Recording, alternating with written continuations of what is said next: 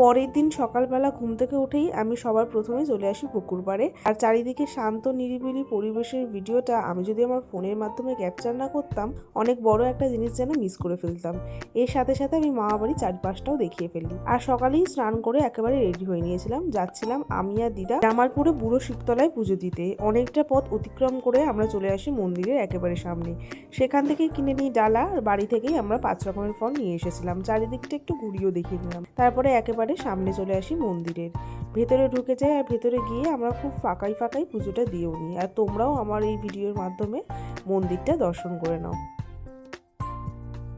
তারপর আমি একটু ঘন্টা বাজিয়ে প্রণাম করে নিই ঠাকুরকে। পুজো দেওয়ার শেষে একটু আমি নিজেদের ভিডিও করে নিচ্ছিলাম। তারপর আমি আর দিদা মিলে মন্দিরটা একটু ঘুরে দেখছিলাম। সেখান থেকে বেরিয়ে সামনে একটা মিষ্টির দোকান থাকায় আমি কচুরি খেয়ে নিই। দেন আবার উঠে পড়ি টোটোতে, আর গ্রামের এই সুন্দর দৃশ্য দেখতে দেখতে চলে আসি বাড়িতে।